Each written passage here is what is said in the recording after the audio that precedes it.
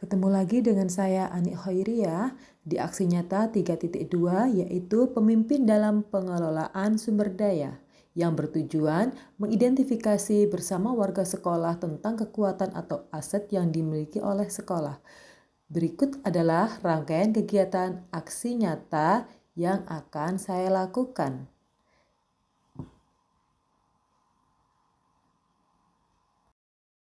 Assalamualaikum, terima kasih Pak atas kesempatannya. Jadi pagi ini saya sedang di ruangannya Bapak Kepala Sekolah SMA Negeri 2 Bunta, Bapak Idris K. Gintulan. Ini Pak, kita kan di SMA Negeri 2 Bunta ini ada beberapa aset yang bisa dikembangkan di sekolah. Kalau menurut kami itu kan ada aset yang berupa kayak manusia, ya berupa guru, siswa, murid, kemudian sarana prasarana. Kalau menurut Bapak sendiri itu gimana Pak tentang aset yang untuk meningkatkan sekolah kita itu? Kalau untuk aset untuk meningkatkan sekolah ini kan ada beberapa jenis. Yang tadi ada sarana prasarana, siswa, guru, kemudian aset yang tetap. Nah, untuk menunjang peningkatan mutu pendidikan ini tentunya sarana prasarana di sekolah ini harus lengkap. Nah, untuk kebutuhan sarana prasarana di SMA 2 Bunta ini menurut saya sudah cukup untuk peningkatan mutu. Tinggal tergantung dari penggunanya. Kalau ini tidak didukung oleh persiapan guru, itu tidak maksimal di dalam kelas. Ya, itu yang salah satu. Kesempatannya, Assalamualaikum Waalaikumsalam warahmatullahi wabarakatuh. Ini saya akan berbincang-bincang dengan Bapak Samsul Mujab sebagai wakil kesiswaan di SMA Negeri 2 Bunta. Nah Pak Samsul, ada yang mau saya tanyakan ya, tentang pendapat Bapak mengenai aset yang dimiliki sekolah kita Pak. Sudah cukup untuk dapat menjadikan sekolah ini menjadi sekolah yang bisa bersaing dengan sekolah-sekolah yang sudah terdepan. Tinggal bagaimana memanfaatkan atau mengelola aset yang sudah ada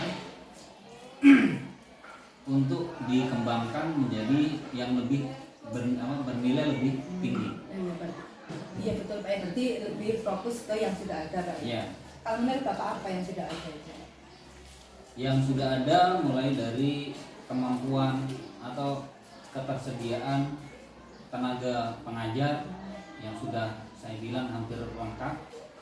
Kemudian siswanya juga sudah bisa kita manfaatkan atau bisa kita ajari. Kemudian aset-aset yang lain seperti Chromebook, untuk lab semua sudah mulai ada. Jadi saya anggap untuk aset di SMA 2 sudah bisa dimanfaatkan atau sudah bisa lainnya untuk pengembangan budaya, karena kita ini terdiri dari beberapa banyak suku, itu bisa dikembangkan budaya-budaya dari beberapa suku-suku yang ada. Aset atau modal yang dimiliki SMA Negeri 2 Bunta nanti kedepannya bisa membuat sekolah kita semakin maju dan berjaya. Makasih Pak ya. Assalamualaikum. Mari Iya Pak. Pagi. Ini loh Pak, kita lagi ngobrol tentang aset-aset yang dimiliki oleh sekolah. Jadi saya itu ingin tahu lebih dalam, kalau menurut Bapak itu aset apa sih yang kita miliki di sekolah? Kan aset itu nggak hanya uang aja, yang nggak hanya berupa fisik ya. Ternyata aset itu kan ada kayak aset kita sebagai manusia, sosial, terus seperti Bu Hinja tadi itu yang merupakan, meskipun bukan asli di sini tapi dia berasal dari Toraja. Nah itu kan Toraja banyak sekali budayanya. Kemudian kita di sini multikultur agama, alam, finansial. Nah kalau menurut Bapak sekarang Pak Rizal gimana nih? Aset-aset apa aja yang paling dominan dimiliki sekolah? Kalau saya sih Bu ya, kalau masalah aset dari latar belakang saya yang kurang di masalah sosial kan tentu. Kalau untuk sekolah saya kurang perhatikan, tapi kalau masalah sosial yang umum kan saya ini berteman akrab dengan beliau ini.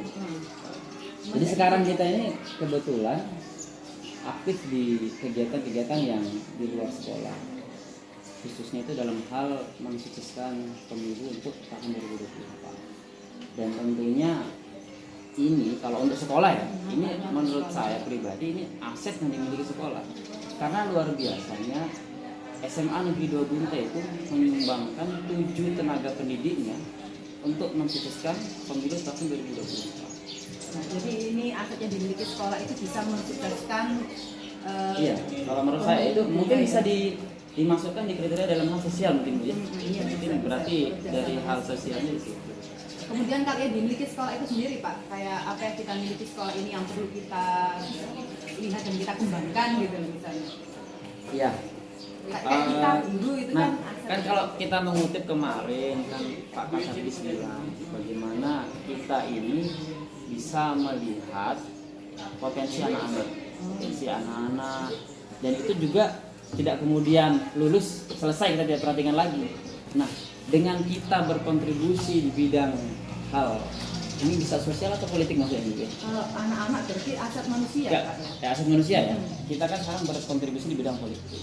Nah, menurut saya ini bisa menjadi salah satu pintu peluang anak-anak ketika selesai yang bingung mau kemana. Kita bisa arahkan karena kan selama 3 tahun kita di sini kita tahu betul karakternya anak-anak seperti apa, dan kegiatan seperti ini yang pemilu maksud saya tadi itu membutuhkan banyak orang.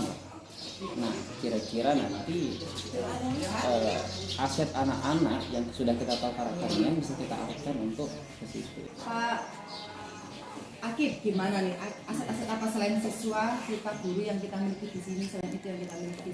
Apa? Mari Bu. Mari Bu, kemari. Ini memang kalau guru teladan ini begini.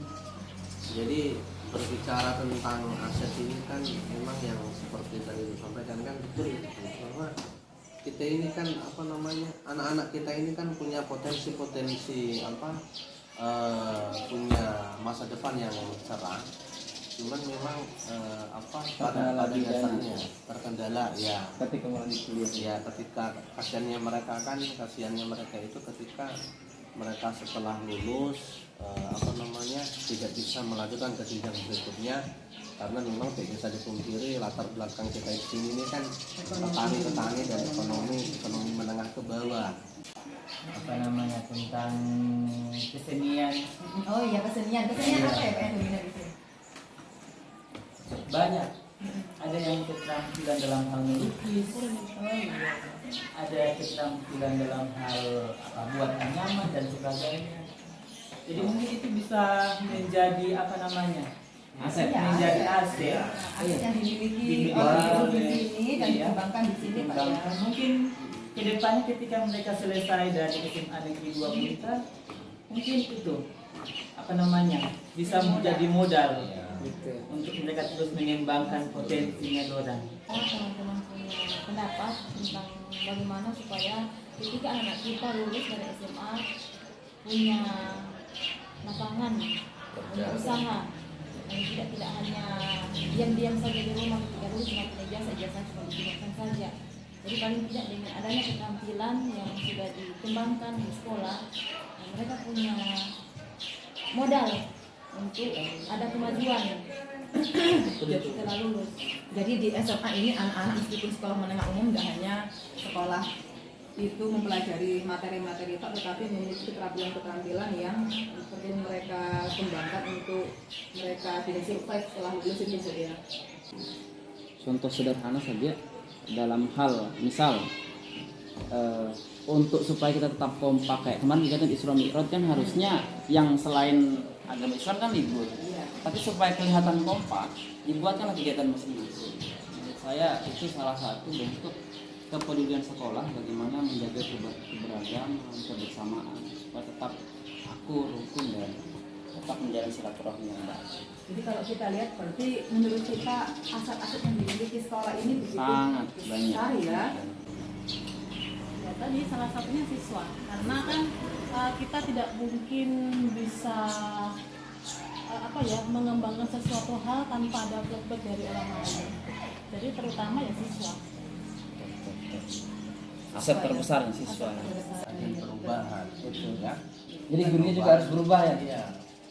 Jadi hanya sesuatu ini akan merupakan jadi memang betul Pak, guru itu ada objek yang karena guru lah siswa yang aset yang dimiliki siswa itu nanti bisa semakin. SMA Negeri 2 Bunta.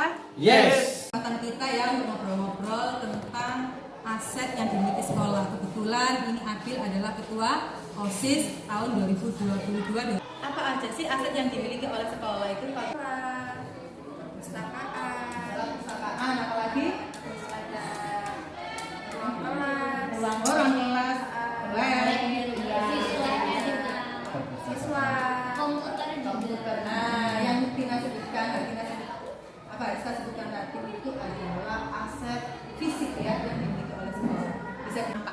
Ada manusia itu kayak dari siswa, kemudian guru, satpam, kemudian ada orang tua yang perhatian kepada siswa-siswa. Aset manusia ya? Iya, Ya. aset manusia. Kalau menurut kamu yang kayak gimana? Siswa yang kayak gimana nih yang bisa membuat sekolah itu kayak akan berkembang? Tentu saja salah satunya itu siswa yang kreatif, yang mau belajar dan serius, tentu saja, dan juga yang disiplin. Betul itu ya. Kemudian tadi kamu bilang guru dan kepala sekolah. Nah, jadi kita fokus ke aset seperti apa? Yang aset-aset yang bagaimana? Mungkin guru-gurunya bisa dalam menjelaskan ilmu itu bisa lebih menarik lagi. Jadi pembelajaran dibikin menarik Iya. gitu ya. Terus selalu menyupport mendukung kami agar selalu semangat belajar, semangat sekolah. bersyukur ya bagi Iya. orang tua yang seperti itu ya. Semua orang tuanya seperti itu semua ya. Iya. Alhamdulillah, berarti bersyukur. Kemudian lagi aset kayak gimana? Aset apa lagi? Selalu bayar uang kas gitu. Oh iya, itu adalah aset finansial, aset keuangan. Satu kelas ini rajin bayar uang kas enggak? Rajin. Digunakan untuk apa ini uang kas biasanya? Kalau ada kegiatan-kegiatan kelas yang harus semuanya itu kebersamaan yang akan ditujukan untuk mempererat persaudaraan antara satu siswa dengan siswa yang lain, itu bisa digunakan dengan adanya uang kas itu. Kayak kalau kita buat meeting kelas atau ada kegiatan-kegiatan di dalam kelas, kita bisa Bikin acara ya. gitu ya. Bagus itu ya, jadi finansial itu bisa dikembangkan untuk uang kas ya. Kalau kita OSIS begitu perlu dikembangkan nggak? Semua kelas harus memiliki uang kas. Perlu. Perlu ya. Masih banyak orang tidak tercampur dengan polusi. Akhirnya juga melimpah. Itu mati lampu saat kalau apanya? Keberagaman apa? Agama, suku, budaya, bahasa. Nah, Kalau mungkin beragam agama, dan dimana kalau ada agama Islam selesai melaksanakan ada hari raya begitu kan. Nah, kalau sudah masuk sekolah mungkin bisa bawa-bawa kue. Dan kalau ada di agama Kristen, mungkin kalau selesai hari raya bisa berbagi-berbagi begitu. Keberagaman itu jiwa toleransi kita itu lebih tinggi, dan juga kita bisa saling memahami satu sama lain. Nanti kalau ada perbedaan, oh di agamanya mereka itu begini, di sukunya mereka itu begini, kita tuh bisa lebih menghormati lagi. Oh gitu ya, jadi memunculkan rasa empati dan Iya. toleransi ya. Kristen itu mereka lebih condong ke vokal gitu. Oh iya, Kristen pada pintar nyanyi ya. Ya, kalau yang agama Hindu itu mereka lebih condong ke menari. Iya. Jadi ternyata perbedaan itu malah membuat banyak hal-hal positif yang bisa kita ambil ya dari perbedaan. Oke, terima kasih diskusinya, ngobrol-ngobrolnya. Semoga kalian semuanya sukses. Kita pakai jajan SMA 2 Bunta, hebat ya. Iya. Oke, SMA 2 Bunta hebat gitu ya. Iya. SMA 2 Bunta. Hebat.